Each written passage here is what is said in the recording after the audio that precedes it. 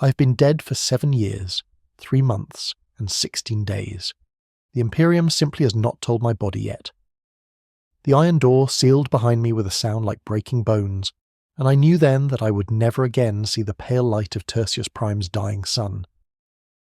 The guards did not speak my crimes aloud because they did not matter anymore. Heresy, sedition, failure to meet tithe obligations, speaking against a planetary governor's nephew who wore the uniform of the Astra Militarum like a costume at a masquerade. The charges blur together in this place because guilt and innocence are concepts that exist only in the world above, in that distant realm where people still believe in justice and redemption. Here, in the bowels of Penitentia Maxima, there is only endurance. The intake chamber smelled of disinfectant and fear sweat, a combination that burned the nostrils and lingered at the back of the throat like a promise of sickness to come. Hundreds of us stood in lines that stretched beyond the reach of the flickering lumens, our shackles clinking in a rhythm that sounded almost like prayer beads being worked through desperate fingers.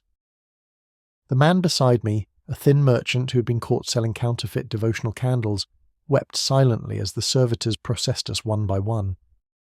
His tears fell onto the stained concrete floor and disappeared without trace, absorbed instantly by stone that had drunk the moisture of 10,000 souls before him. The servitor that catalogued my existence had once been human. Its face was a patchwork of flesh and metal, one eye replaced by a crude optical scanner that whirred and clicked as it examined my features. The other eye, still organic, still human, watched me with something that might have been pity if such emotions were permitted to survive the lobotomization process. It pressed cold metal fingers against my throat, recording my pulse, my temperature, the subtle chemical signatures that would identify my corpse when the time came. Inmate 779588, it said in a voice like grinding gears. Classification, political, subclassification, sedition, minor. Estimated survival duration, 8 to 12 month standard. 8 to 12 months. They had calculated my death before I had even seen my cell. The uniform they gave me was brown, the colour of dried blood or rusted iron. It hung loose on my frame, designed not for comfort, but for easy identification should I attempt to escape. The fabric was rough against my skin, woven from reclaimed fibres that still carried the scent of whoever had worn it before me. I tried not to think about whether they had died in it, or simply outgrown the need for clothing altogether.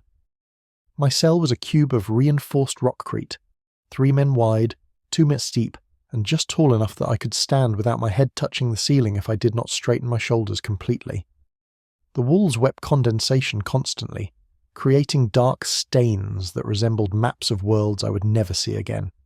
A narrow slot near the floor allowed the guards to slide in my daily ration of Nutri-paste, and another slot at eye level permitted them to observe me at their leisure. There was no window, no source of natural light, only the harsh glare of a single lumen strip that never dimmed and never failed. The sleeping platform was a shelf of raw metal welded to the wall. No mattress, no pillow, no covering except the uniform on my back. The cold seeped through the fabric within minutes, settling into my bones like a parasite that fed on warmth and hope. I learned quickly that sleep was not rest in this place, but merely another form of survival, a temporary escape from consciousness that left me more exhausted than waking. The first night I listened to the sounds of Penitentia Maxima learning to breathe around me. The walls carried voices from distant cells, fragments of prayers and curses and mad laughter that echoed through the ventilation shafts like the whispers of the damned. Someone was screaming 3 levels below, a raw sound that went on until it became part of the ambient noise, no more remarkable than the humming of the power generators or the skittering of rats in the walls. I counted the seconds between the guard patrols, memorizing their rhythm like a litany. Every 8 minutes and 43 seconds, the heavy tread of armoured boots would pass my door, pause for exactly 7 seconds while they checked the observation slot, then continue down the corridor. The guards were not quite human anymore, their bodies augmented with crude bionics that allowed them to work longer shifts without rest. Their eyes had been replaced with sensors that could see in perfect darkness, and their voices carried the mechanical undertones of Voxcaster implants. They took pleasure in our misery, but it was a cold pleasure, surgical and efficient. They did not hate us personally because that would have required them to see us as individuals rather than resources to be managed until depletion. We were inventory, nothing more, inventory with an unfortunate tendency towards spoilage. The morning brought the first meal, if the grey paste that slid through the food slot could be called by such a generous name. It tasted of nothing and everything, a carefully engineered blend of recycled protein and synthetic vitamins that would keep a human body functioning at minimal capacity for months or even years. I ate it with my fingers because no utensils were provided, licking the aluminum tray clean because I did not know when the next meal would come or if it would come at all. Later I learned that the paste contained more than nutrients: mild sedatives to reduce aggression, mood stabilizers to prevent suicide attempts, and trace amounts of psychoactive compounds that made the mind more susceptible to suggestion and conditioning. The first few weeks of ingesting this chemical cocktail left me feeling disconnected from my own thoughts, as if I were watching someone else live my life through, a sheet of dirty glass. The other inmates were shadows at first, glimpsed through the gaps in cell doors or heard as disembodied voices in the darkness.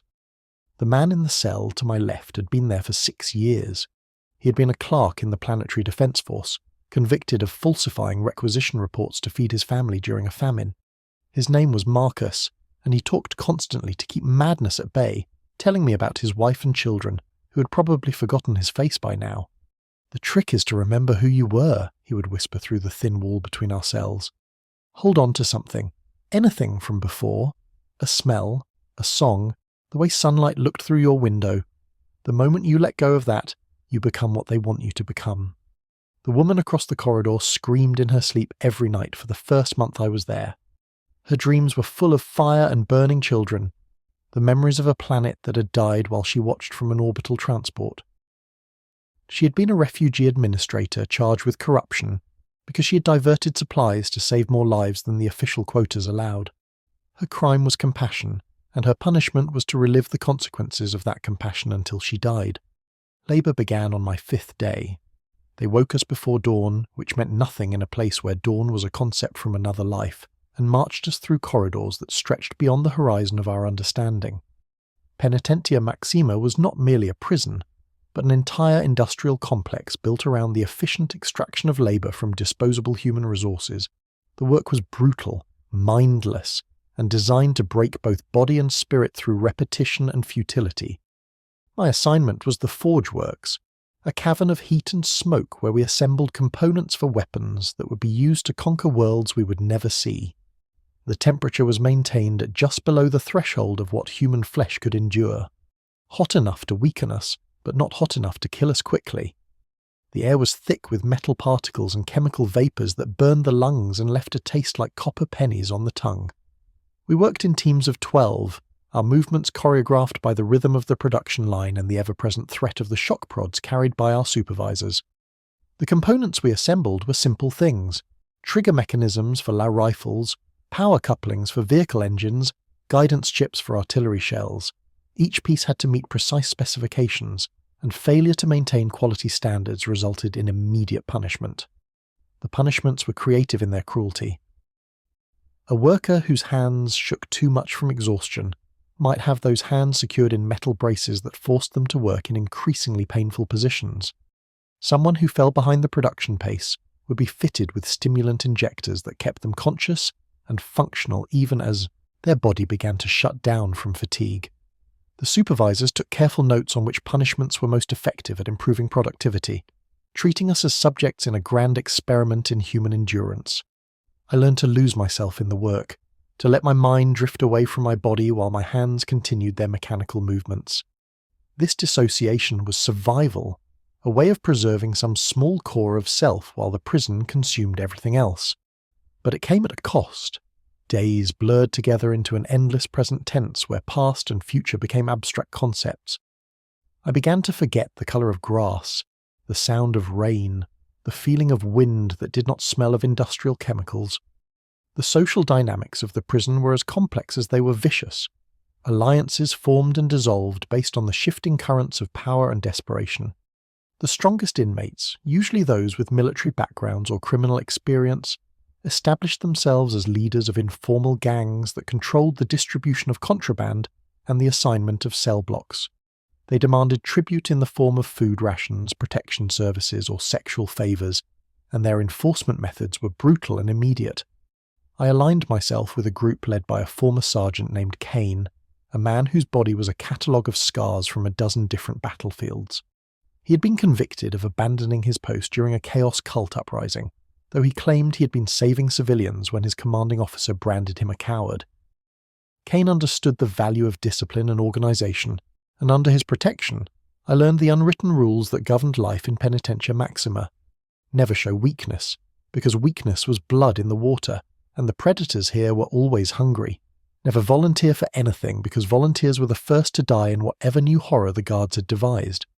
Never trust anyone completely, because betrayal was sometimes the only currency that could buy survival. Never give up hope, because hope was the only thing that separated the living from the walking dead, even if that hope was nothing more than the possibility of dying quickly instead of slowly. The guards encouraged conflict between inmates because fighting prisoners were easier to control than organised ones. They would deliberately create situations where we were forced to compete for resources or privileges, then step back and watch us tear each other apart with the detached interest of scientists observing laboratory animals. The winners of these conflicts received small rewards, extra food, or improved cell assignments, but the victories were always temporary and the costs were always permanent. I killed my first man on a Tuesday, or what I had decided to call Tuesday, in the timeless hell of our underground world.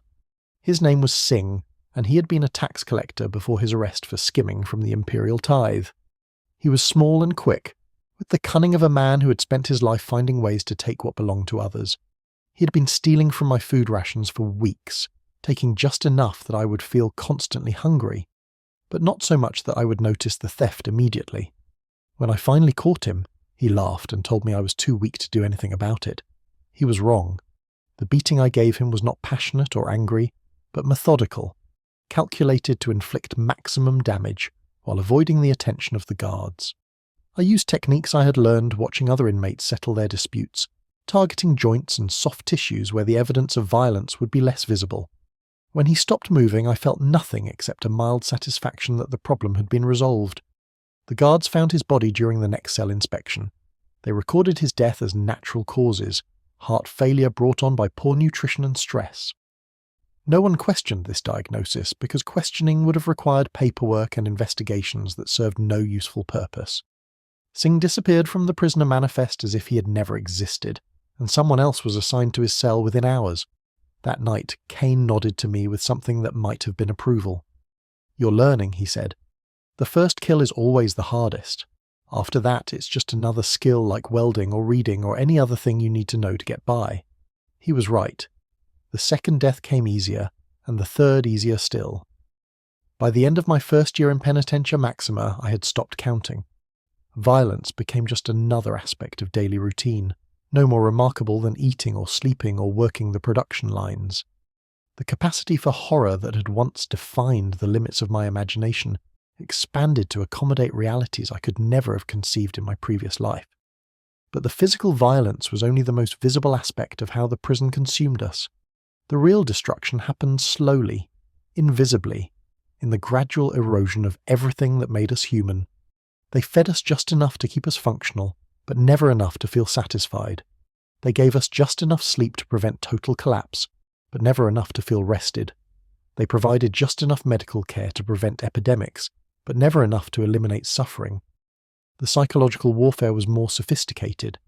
They would occasionally announce that certain prisoners were being considered for early release, creating desperate competitions as inmates tried to prove their rehabilitation through increased productivity or voluntary cooperation with the guards. These announcements were always lies. No one left Penitentia Maxima except in body bags or as components for the servitor conversion programs. The servitor program was perhaps the cruelest deception of all. Prisoners who volunteered for conversion were promised that their consciousness would be preserved in some form, that they would continue to exist as valuable servants of the Imperium rather than dying as forgotten criminals. The reality was lobotomization followed by cybernetic implantation, a process that left behind only enough brain function to operate simple machinery and follow basic commands. The servitors that maintained the prison had once been inmates like us, their humanity surgically excised and replaced with mechanical obedience. I watched friends disappear into the conversion chambers, convinced they were choosing survival over death. Marcus, the clerk who had helped me understand the rules of survival, volunteered after receiving news that his family had been declared dead in a mining accident. He could not bear the thought of continuing to exist in a world where his suffering served no purpose, and the promise of mechanical peace seemed preferable to conscious despair. The last time I saw him, he was sweeping the corridor outside my cell, his movements precise and repetitive. His eyes had been replaced with optical sensors, and his skull bore the surgical scars where his personality had been carved away. I called his name, but he did not respond. Marcus was gone, replaced by a thing that wore his face and carried his memories, but lacked any trace of his soul. The seasons changed above us, though we knew of them only through the subtle variations in temperature and humidity that filtered down through the ventilation systems. Summer brought stifling heat that made the already unbearable work conditions nearly lethal. Winter brought a chill that seeped through the rock and settled in our bones, making every movement painful and every breath visible in the frigid air. Years passed, or what felt like years. Time became elastic in the eternal twilight of the prison, stretching and compressing according to the rhythms of pain and relief that structured our existence. I lost track of my own age, forgetting whether I was 30 or 50 or somewhere in between. My hair went grey, then white, then began to fall out in clumps from the chemical exposure in the factories. My teeth loosened and several fell out, leaving gaps that made eating more difficult and speaking more laboured. The woman who screamed in her sleep died during my third winter. I heard her final breath through the wall between our cells, a rattling exhalation that seemed to go on forever before finally stopping. The guards did not remove her body for 2 days, and the smell of decay filled our entire block with a fetid stench that clung to everything and everyone. When they finally came for her, they were not gentle. I heard her remains being dragged down the corridor, a sound like wet cloth being pulled across rough stone. New prisoners arrived constantly, taking the places of those who had died or been converted or simply disappeared into the administrative maze that swallowed inconvenient people. They came with the same wide-eyed terror I had once felt, asking the same questions about justice and appeals and contact with the outside world. The older inmates would look at them with expressions of distant pity, knowing that these newcomers would either adapt or die, but that they would never again be the people they had been before walking through those iron doors. I tried to help some of them, sharing what I had learned about survival and the unwritten rules that governed our existence. Most listened politely and then ignored my advice, convinced that their situation was temporary, or that their innocence would somehow protect them from the grinding machinery of institutional cruelty. A few learned quickly enough to survive their first year. Many did not. The gladiatorial combats began during my 4th year, though the guards called them disciplinary exhibitions in their official reports. Prisoners who violated rules or failed to meet production quotas were selected to fight each other in a makeshift arena, constructed in one of the larger storage chambers. The fights were not to the death officially, but serious injuries were common and medical treatment was minimal. The guards and administrators would watch from elevated platforms, placing bets on the outcomes and discussing the fighters' techniques with the detached professionalism of livestock breeders. I was selected for the arena after striking a guard who had been taunting a dying man in the cell next to mine. The guard had been describing in graphic detail how the man's family had been sold into indentured servitude to pay his outstanding debts, taking pleasure in each wince and sob his words produced. When I told him to stop, he turned his attention to me, speculating about what services my body might provide once I was too weak to work the production lines. The blow I struck was instinctive, driven by a rage that had been building for years but had never found an appropriate target. My fist caught him in the throat, crushing his larynx and sending him to his knees, gasping for air that would not come. He did not die, but he would never speak normally again, and the mechanical wheeze that replaced his voice became a constant reminder of what defiance could accomplish when properly applied. My opponent in the arena was a massive man named Voss, a former pit fighter who had been imprisoned for killing a planetary governor's son in an unsanctioned bout. He was everything I was not: young, strong, experienced in violence, and completely without fear or hesitation. The crowd of guards and administrators cheered as he entered the arena, their voices echoing off the concrete walls like the howling of hungry animals. The weapons provided were crude but effective: lengths of sharpened rebar, weighted chains, broken bottles wrapped in cloth for better grip. I chose a piece of pipe with enough weight to crush bone, but not so heavy that it would slow my movements. Voss selected a chain, testing its balance with the professional assessment of someone who had spent years learning how to inflict pain efficiently. The fight lasted 17 minutes, though it felt like hours. Voss was stronger and faster, but I had advantages he did not expect: desperation, cunning, and the accumulated rage of years spent watching good people destroyed by a system that fed on suffering. I avoided his direct attacks, using the arena's dimensions to stay mobile, looking for openings created by his confidence and aggression. When the opening came, I took it without hesitation. He overextended during a particularly vicious swing, and I stepped inside his guard, driving the pipe into his solar plexus, with enough force to rupture internal organs. He folded around the impact, his breath coming in short gasps that sprayed blood onto the arena floor. I hit him again, this time across the base of his skull, and he fell forward into his own blood, twitching once before becoming still. The crowd cheered my victory, but their applause felt like condemnation. I had become exactly what they wanted me to become: a killer who performed violence for their entertainment, a broken thing that had forgotten the difference between survival and surrender. The guards returned me to my cell with expressions of satisfaction, as if I had passed some crucial test that proved their methods were working as intended. The victories that followed were easier technically, but more difficult emotionally. Each opponent was another prisoner like myself, someone who'd been shaped by the same forces and driven to the same desperate measures. I killed them efficiently, without passion or hatred, because efficiency was what the situation required, and because caring too much about the people I killed would have made survival impossible. Between fights, I worked the production lines and tried to remember who I had been before becoming a gladiator. The memories were fading, becoming abstract and uncertain, like stories someone had told me about people I had never met. Had I really been a teacher once, standing in front of classrooms full of children who looked at me with respect and affection? Had I really lived in a small house with a garden where I grew vegetables and flowers for no reason, except that I found beauty in growing things? The details blurred together until I could not be certain what was memory and what was imagination. Perhaps I had never been anything except what I was now: a prisoner, a killer, a thing that existed only to serve as an example of what happened to those who opposed the Imperium's will. Perhaps my previous life was just a delusion, a comforting lie I had created to make my current existence bearable. Cain died during my 5th year, killed not by violence but by a cancer that had been growing in his lungs for months. The chemicals in the air had finally accumulated to toxic levels, and his body simply stopped being able to process the poison. He faced death with the same steady pragmatism he had brought to everything else, giving me advice about leadership and survival until his voice became too weak to carry across the cell. "Don't let them make you into something you can't live with," he told me during our last conversation. "I've seen good men become monsters in here, and monsters who found ways to stay human. The choice is always yours, even when it doesn't feel like there's a choice at all." His death left a vacuum in the prison's power structure that other inmates immediately moved to fill. The contests for leadership were violent and brief, resolved through assassination and betrayal rather than democratic process.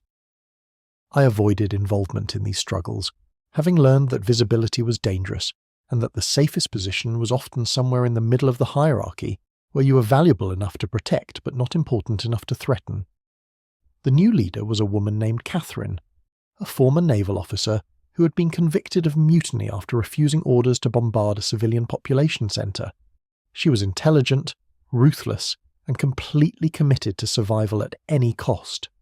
Under her leadership, the prisoner organisation became more efficient but also more brutal, with harsh punishments for any perceived disloyalty or weakness. She approached me after one of my arena victories, studying me with eyes that had seen too much and forgotten how to show mercy. "You fight well," she said, "but you fight like someone who still thinks he's going to leave this place. That's going to get you killed eventually." She was right, though I did not want to admit it at the time. Some part of me was still holding on to the possibility of escape, release, or redemption. And that hope was making me careless. The most dangerous prisoners were those who had accepted their fate completely, who had stopped thinking about the future and focused entirely on the immediate requirements of survival. The escape attempt came during my 6th year, organised by a group of political prisoners who had managed to bribe several guards and acquire detailed maps of the prison's layout. They invited me to join them, recognizing my combat skills and relatively good physical condition as assets that could improve their chances of success. The plan was complex but achievable.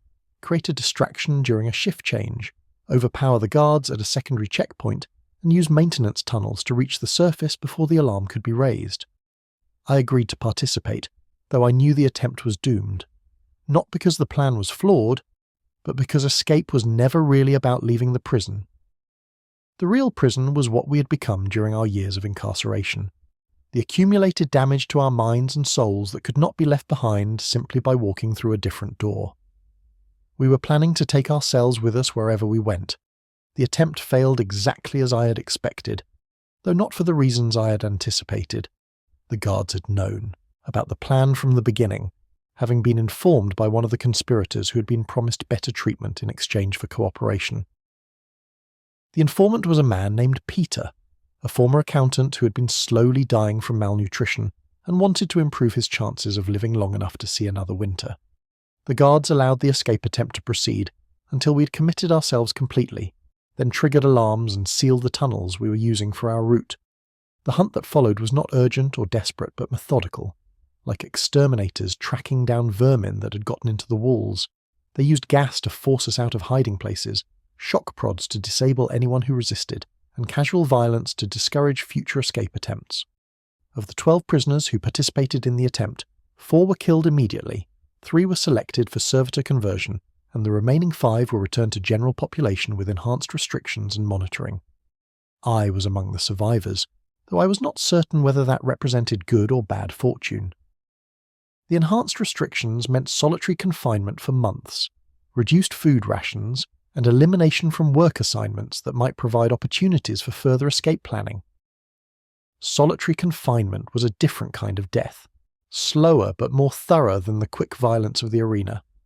The cell was smaller than my regular accommodations, barely large enough to lie down with my arms extended. No light except what filtered through a crack under the door, no human contact except the daily delivery of food, no sounds except my own breathing and heartbeat, and the gradual dissolution of my sanity. I talked to myself constantly, carrying on conversations with people from my past, who existed now only in increasingly unreliable memories. I told stories to the walls, recited poetry I half remembered from school, and sang songs whose words had been eroded by time and stress, until only the melodies remained. The boundary between internal dialogue and external speech disappeared, and I found myself responding to voices that existed only in my head, as if they were real people sitting beside me in the dark.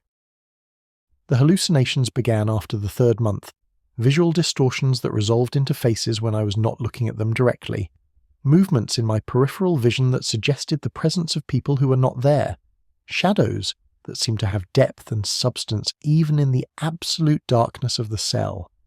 I knew these perceptions were not real, but knowledge did not make them less vivid or less disturbing.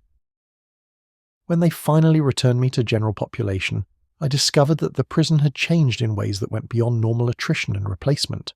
New policies had been implemented, new punishments devised, new forms of degradation introduced for the entertainment of the guards and administrators.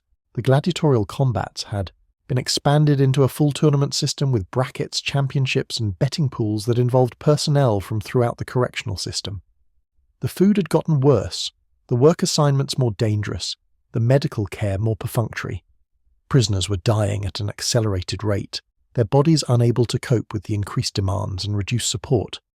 The administration seemed to have concluded that the facility was becoming too expensive to maintain, and had decided to resolve the problem by working the prisoners to death as quickly as possible. I had been selected as a featured competitor in the championship tournament, my reputation as an arena fighter having grown during my absence.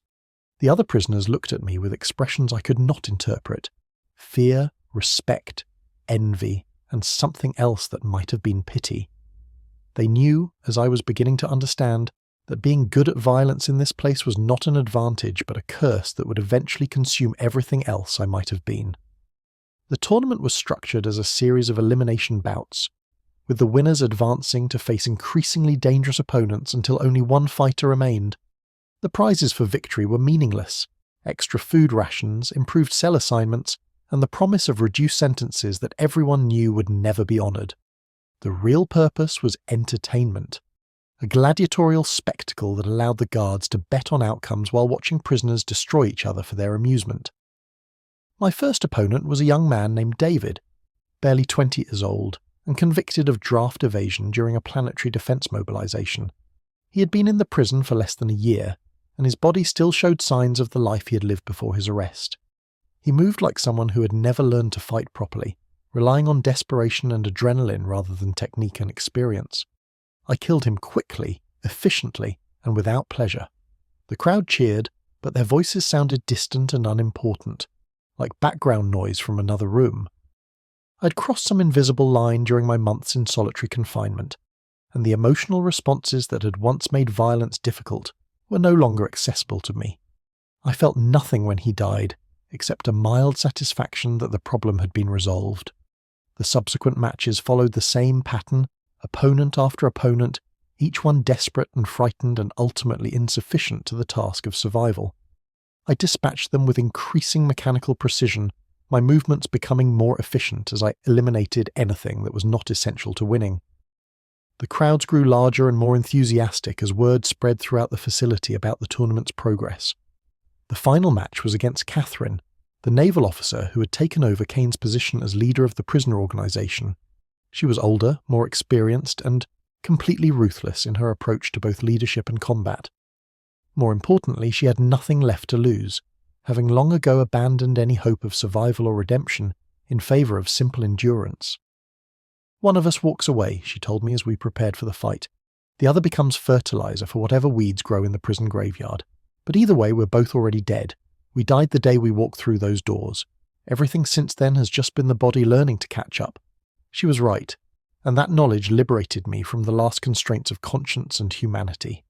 I fought her with everything I had learned during my years in Penitentia Maxima, using every technique of violence and deception that had allowed me to survive when better people had died. The match lasted longer than any of the others, both of us too experienced to make the obvious mistakes that would have ended the fight quickly. When I finally killed her, it was through treachery rather than superior skill. I feigned an injury that caused her to lower her guard for just long enough to position myself for a killing blow. The strike caught her in the temple, crushing the bone and driving fragments into her brain. She fell without a sound, her face showing no surprise or accusation, only the distant expression of someone who had been expecting this moment for a very long time. The crowd erupted in celebration, their cheers echoing off the concrete walls like the screaming of the damned. I stood over Catherine's body, covered in her blood and my own, feeling absolutely nothing. The tournament was over, the championship was mine, and none of it mattered because we were all already dead and had been dead from the beginning. They returned me to my cell that night, with promises of rewards and improved conditions that I knew were lies. The tournament had served its purpose, providing entertainment for the guards, and demonstrating to the other prisoners what happened to those who became too skilled at violence. I would continue to fight when called upon, continue to kill whoever they placed in front of me, until I became too old or too damaged to be useful, and was quietly disposed of. The years that followed blurred together into an indistinguishable mass of routine violence and grinding despair. I fought in the arena when summoned, worked the production lines when assigned, and existed in my cell during the hours between obligations. The other prisoners avoided me now, recognizing that I had become something different from what I had been, something more dangerous, but also more broken. New inmates continued to arrive, taking the places of those who had died or been converted, or simply disappeared into the administrative machinery that processed human suffering with industrial efficiency. I watched them go through the same stages of adaptation or destruction that I had experienced, but I felt no connection to their struggles and offered no assistance or advice. Their survival or death was irrelevant to me because survival itself had become irrelevant. The dreams, when they came, were not of freedom or revenge or justice, but of simple non-existence.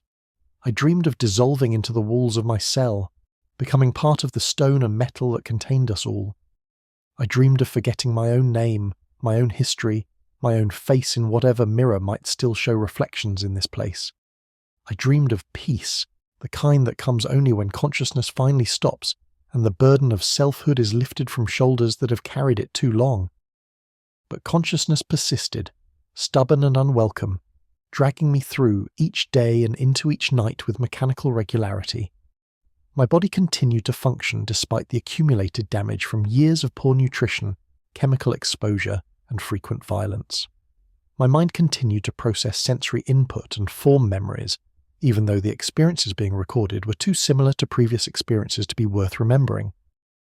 I measured time now, not in days or months, but in deaths. The deaths of opponents in the arena, the deaths of cellmates from disease or violence or simple exhaustion, the deaths of parts of myself that had once seemed essential, but had proven to be expendable when survival demanded it. Each death was a mark on an invisible calendar that tracked my journey from human being to something else, something that wore human shape but had forgotten human purpose. The administrators occasionally visited my cell, studying me with the clinical interest of scientists observing a successful experiment. They asked questions about my experiences, my observations about prison conditions, my recommendations for improving the efficiency of the correctional process. I answered honestly because honesty required less effort than deception, and because truth and lies had lost their distinction in a place where neither mattered. "You've adapted remarkably well," one of them told me during a particularly lengthy interview. "Most prisoners either break completely or maintain enough resistance to be problematic. You found the optimal balance between compliance and functionality." I asked him what that meant, though I suspected I already knew the answer. "It means you've become exactly what the system was designed to produce," he said. "A human being who has been stripped of everything that makes resistance possible, while retaining enough cognitive capacity to serve useful functions. You're a template for the future of Imperial corrections."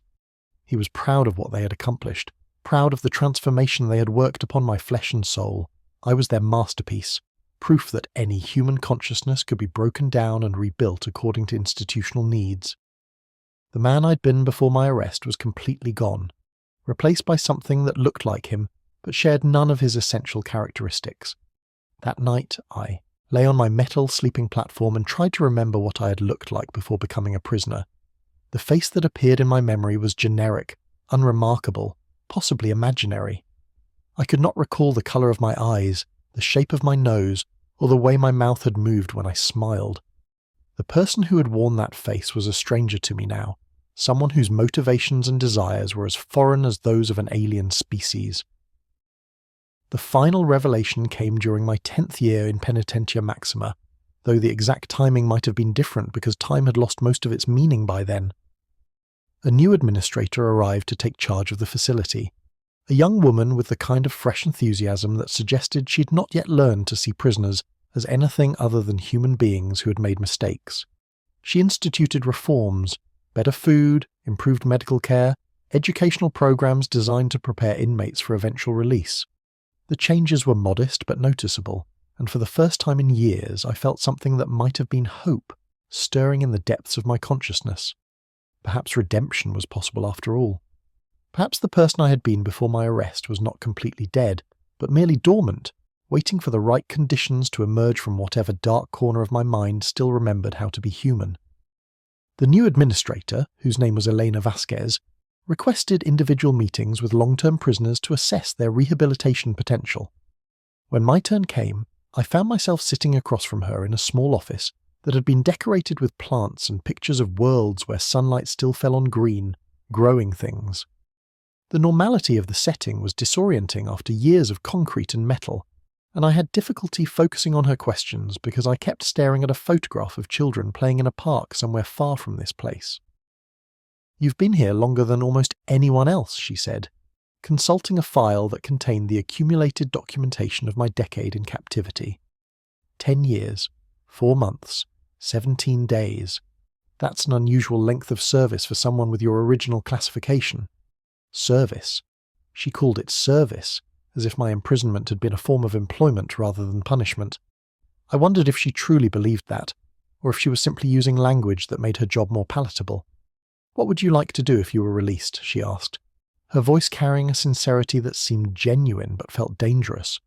Hope was a luxury I could not afford, a weakness that would make survival more difficult if her reforms proved temporary.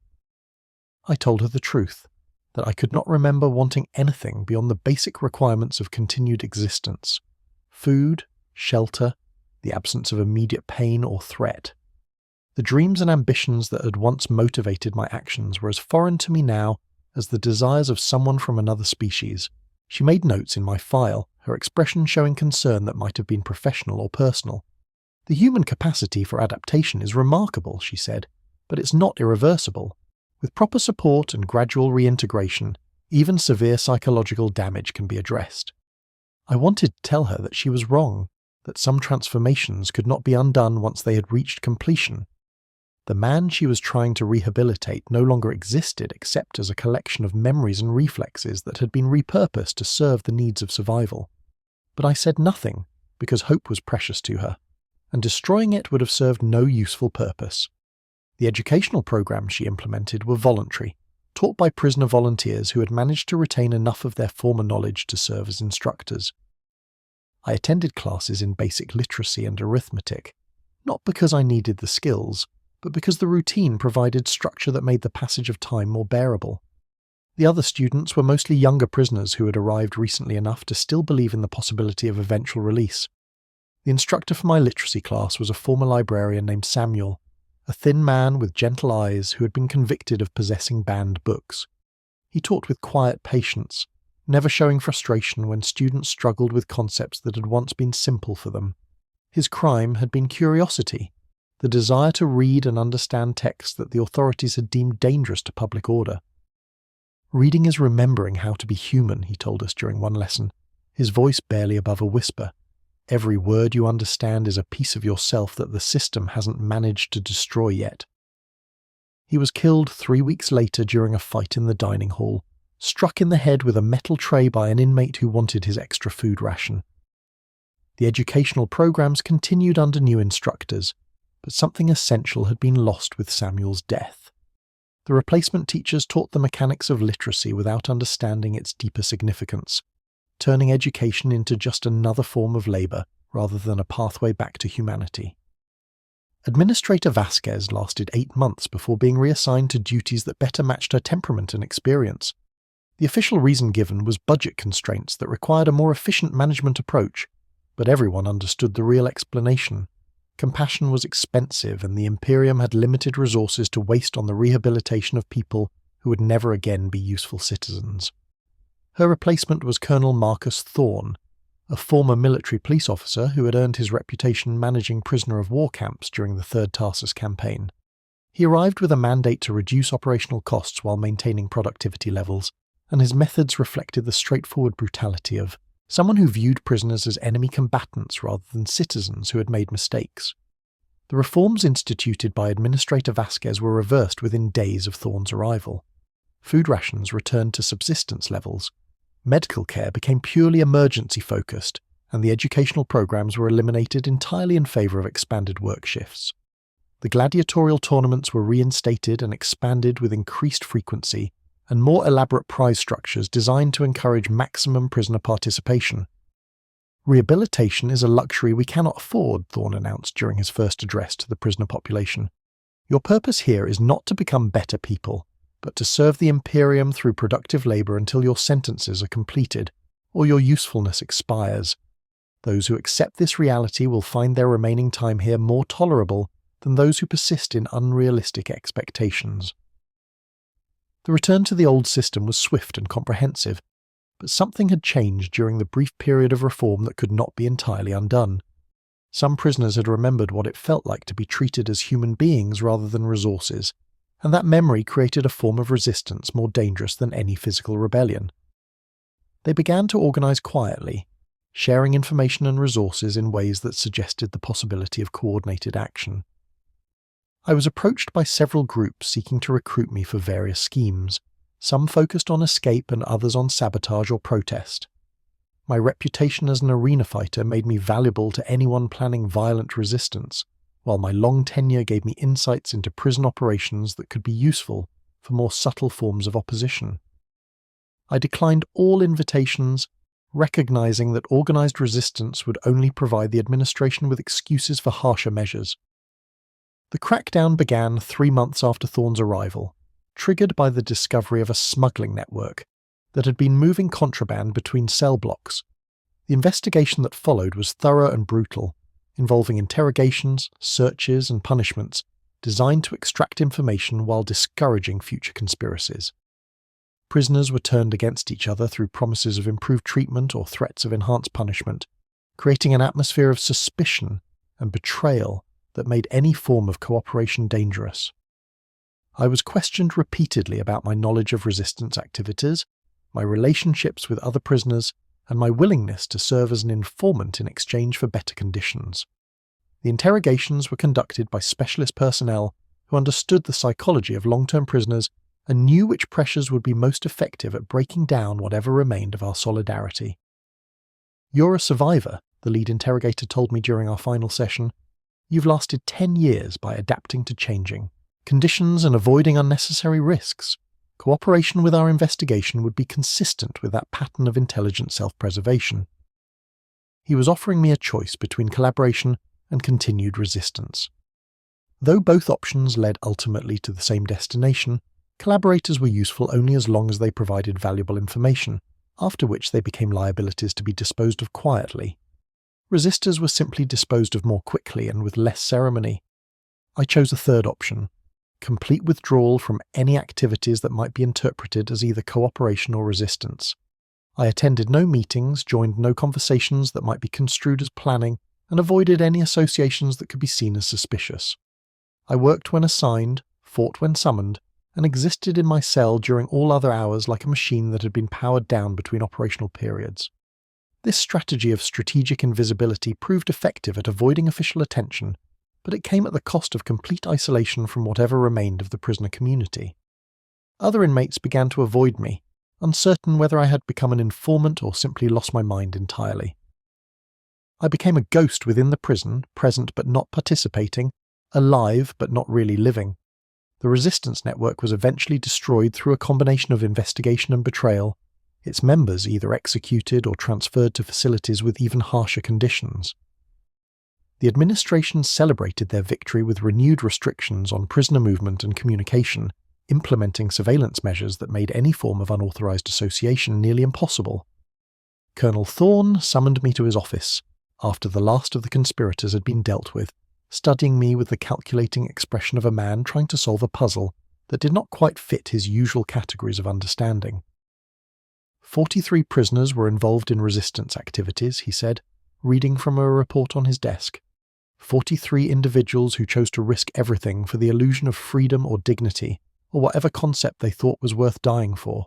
You were not among them despite having both the skills and the relationships that would have made you a valuable recruit.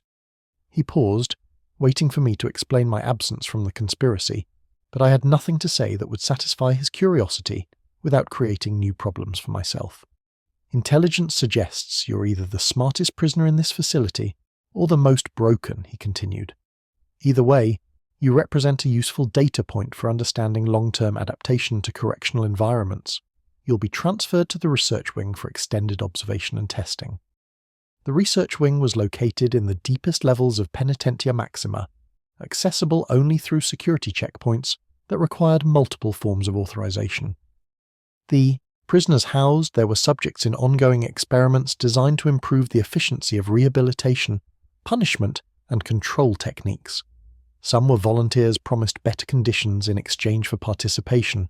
Others were simply selected based on characteristics that made them suitable for particular research protocols. My new accommodations were an improvement over standard prison cells: larger space, better lighting, temperature control, and even a small window that showed a view of the underground caverns, where waste processing and power generation equipment operated around the clock. The improvements were not gestures of kindness, but practical necessities for maintaining research subjects in optimal condition over extended periods. The testing began immediately, conducted by teams of specialists who measured everything from reaction times and cognitive capacity to stress responses and pain tolerance. They were mapping the changes that 10 years of imprisonment had worked upon my mind and body, documenting the transformation from functional citizen to institutional artifact with scientific precision. The physical examinations revealed the accumulated damage of a decade spent in chemical-laden air, eating synthetic food, and enduring frequent violence. My lungs showed scarring from industrial pollutants. My bones had lost density from poor nutrition, and my nervous system displayed the kind of hypervigilance patterns typically found in combat veterans. I was a catalogue of institutional injuries, a living record of what prolonged exposure to correctional environments could accomplish. The psychological evaluations were more complex, involving tests designed to measure empathy, social connection, moral reasoning, and emotional responsiveness. The researchers seemed particularly interested in my capacity for violence and the psychological mechanisms that allowed me to kill other prisoners without apparent emotional distress. They administered scenarios and simulations that required me to make choices between self-preservation and the welfare of others, carefully recording my responses and reasoning. "Fascinating," one of the researchers muttered while reviewing my test results. "Complete erosion of conventional moral constraints, but not through psychopathy or antisocial personality development.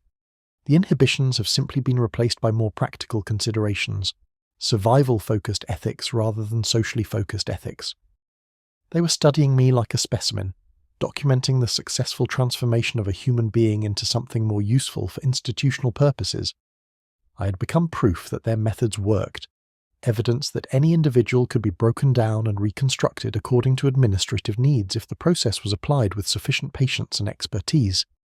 The other research subjects were at various stages of the transformation I had completed. Some were recent arrivals who still retained enough of their original personalities to resist the testing protocols. Others were further along the continuum, displaying the kind of mechanical compliance that indicated successful institutional adaptation. A few had progressed beyond even my level of modification, becoming essentially biological machines that responded to stimuli without any trace of independent thought or feeling. Dr. Helena Cross, the lead researcher for my case, explained the purpose of their work during one of our regular interview sessions. She was a thin woman with prematurely grey hair and the kind of intense focus that suggested a personal investment in her research that went beyond professional obligation. "The traditional model of incarceration assumes that punishment and deprivation will motivate behavioural change," she said, reviewing notes from my latest round of testing. "But punishment is inefficient, requiring constant monitoring and enforcement. What we're developing here is a more elegant solution. Subjects who internalise institutional goals so completely that external control becomes unnecessary." She was describing the creation of perfect prisoners, individuals psychologically modified to serve institutional purposes without requiring surveillance or coercion. The research conducted here will be applied to correctional facilities throughout the Imperium, creating a generation of inmates who police themselves and each other according to administrative preferences. You represent our most successful case study. 10 years of systematic conditioning have produced an individual who functions optimally within institutional parameters while retaining enough cognitive capacity to perform complex tasks. You're a template for the future of imperial justice. I asked her what would happen when the research was completed and my usefulness as a test subject expired. "That depends on the results of our final evaluations," she said. "Subjects who demonstrate stable adaptation may be transferred to work programs where their skills can be utilized productively. Others may be selected for advanced modification procedures that will enhance their institutional value." Advanced modification meant servitor conversion, the surgical removal of personality and independence in favor of mechanical obedience. I was being offered a choice between slavery and lobotomization, though both options represented forms of death that differed only in their efficiency and finality. The research continued for months, each day bringing new tests and evaluations designed to probe the depths of my transformation. They measured my responses to moral dilemmas, social situations, and stress scenarios with the thoroughness of cartographers mapping unexplored territory. Every aspect of my psychology was documented, categorized, and analyzed for insights that could be applied to future subjects. The final phase of testing involved exposure to experimental conditioning techniques designed to enhance the modifications already achieved through conventional imprisonment, chemical treatments that altered neurotransmitter function, surgical procedures that damaged specific brain regions, and behavioral therapies that reinforced institutional loyalty through reward and punishment systems more sophisticated than anything used in general population. I submitted to these procedures without resistance, because resistance would have been both futile and counterproductive. The researchers noted my compliance in their reports, describing it as evidence of successful adaptation rather than simple resignation. They could not conceive of a form of surrender so complete that it appeared indistinguishable from cooperation.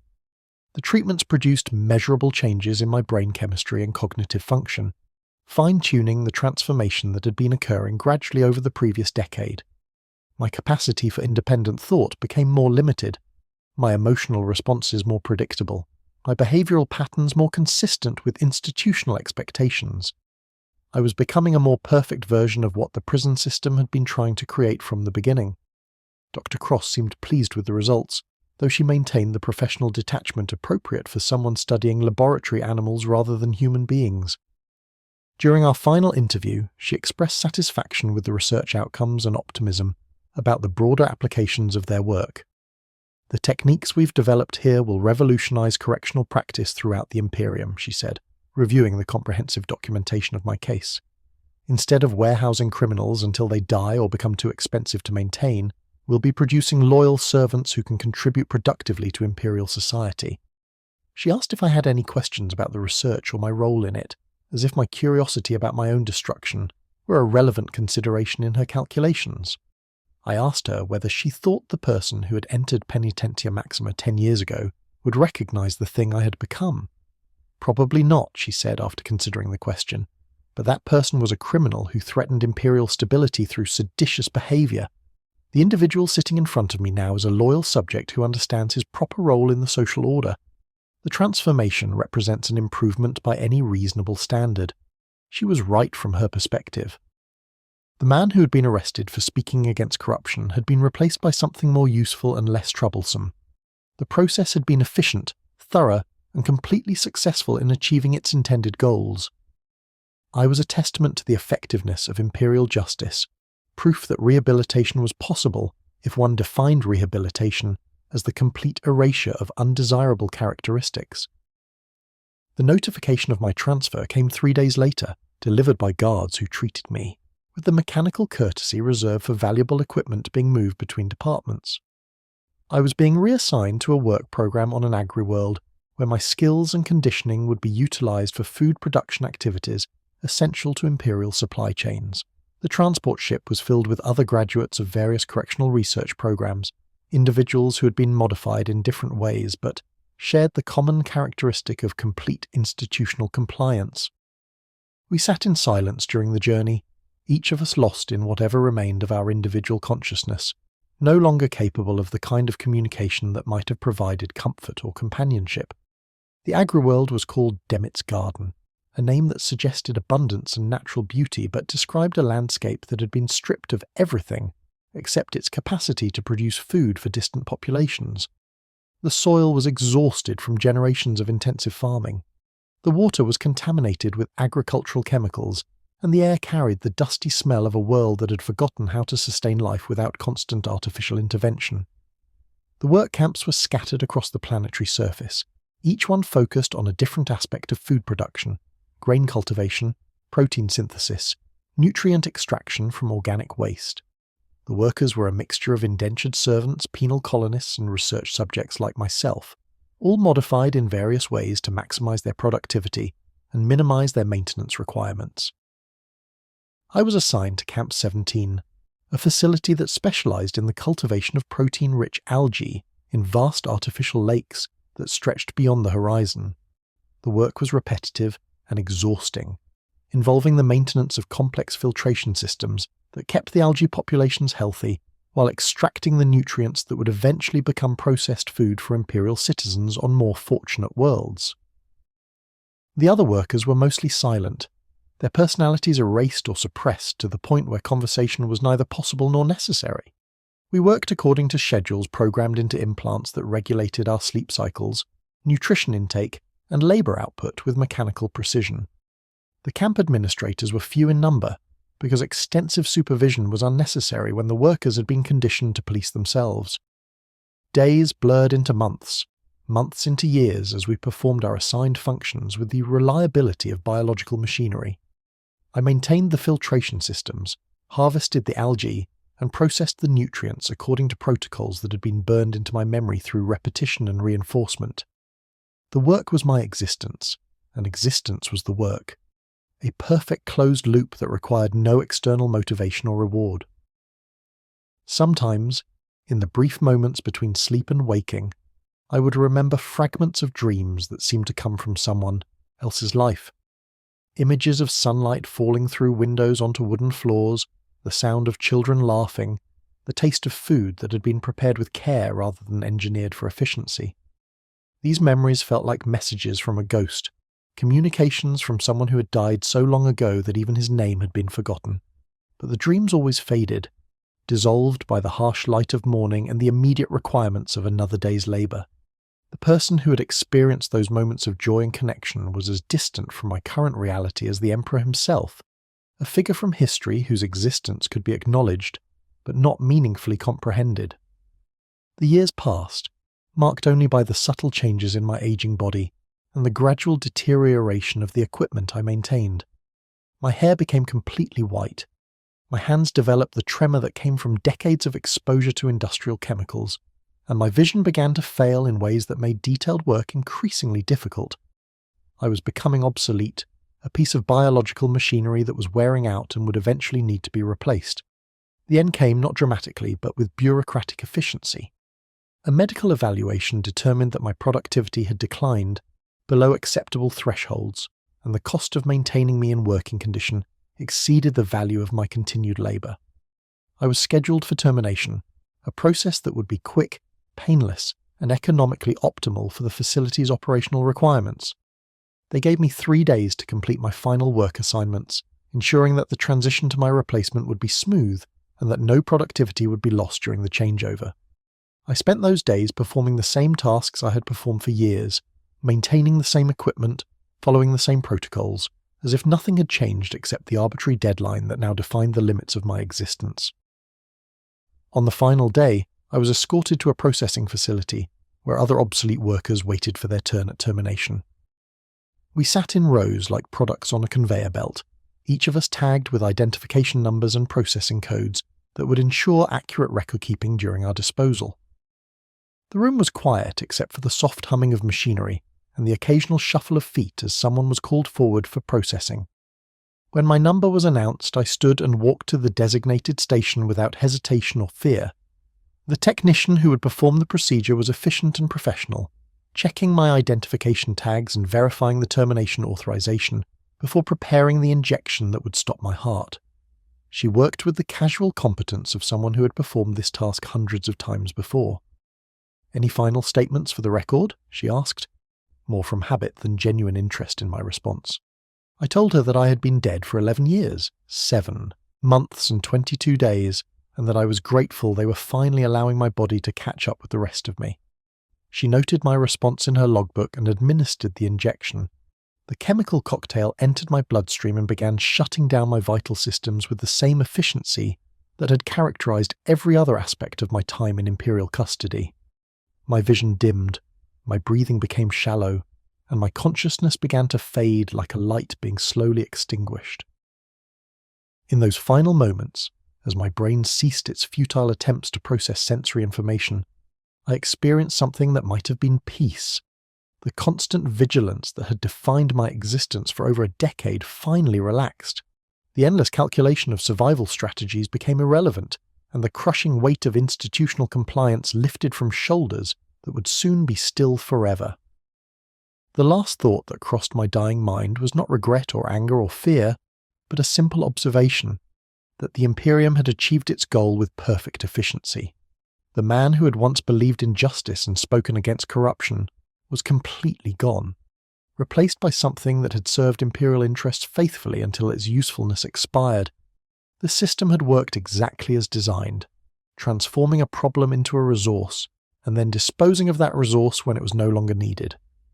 My death was recorded in the facility's operational logs as routine maintenance, no more significant than the replacement of a worn-out filter or the disposal of contaminated waste.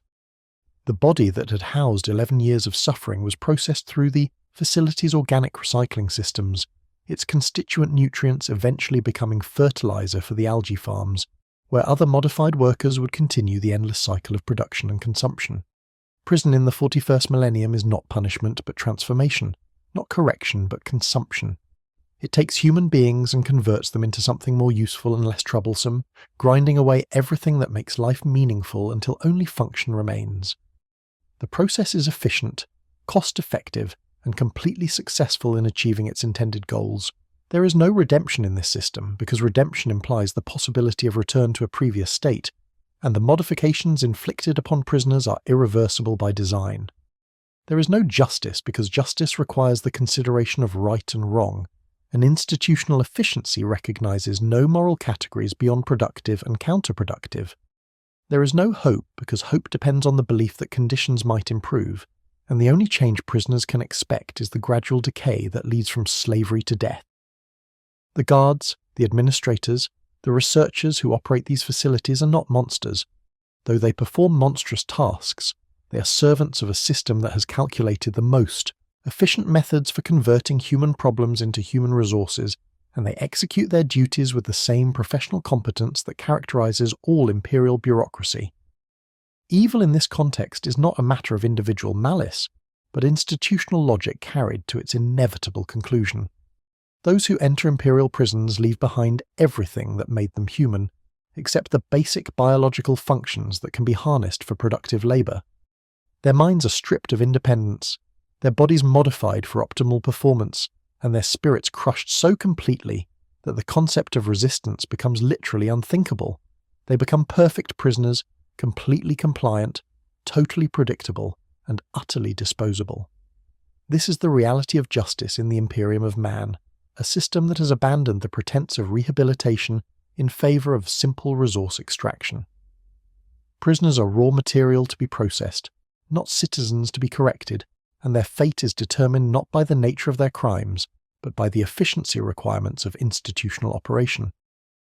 The man I had been before my arrest would not recognize the thing I became, and perhaps that represents a form of mercy. The complete erasure of identity eliminates the suffering that would come from remembering what was lost. The perfect prisoner feels no grief for his destroyed humanity because he has forgotten that humanity ever existed. In the end, imperial justice achieves its goals with absolute efficiency, the elimination of threats to social stability through the complete transformation of threatening individuals into useful resources. The process is brutal but thorough, cost-effective but comprehensive, and it serves the Imperium's needs perfectly while destroying everything that might have made those needs questionable. This is what prison means in the 41st millennium, not a place of punishment or rehabilitation, but a factory that takes broken people and breaks them more thoroughly until they become exactly what the system needs them to be. And when they are no longer useful, even in their broken state, they are discarded with the same efficiency that characterized their transformation. There is no escape from this system because it does not simply confine the body but reconstructs the mind. There is no resistance because resistance requires a sense of self that the process systematically destroys. There is no hope because hope depends on possibilities that the system is designed to eliminate. The only truth left at the end is the truth I discovered in my final moments, that death, when it finally comes, represents not defeat, but completion. The system achieves its perfect victory not when prisoners are killed, but when they become so thoroughly modified that killing them is unnecessary. My death was simply the final step in a process that had been completed years earlier, the disposal of waste that had served its purpose,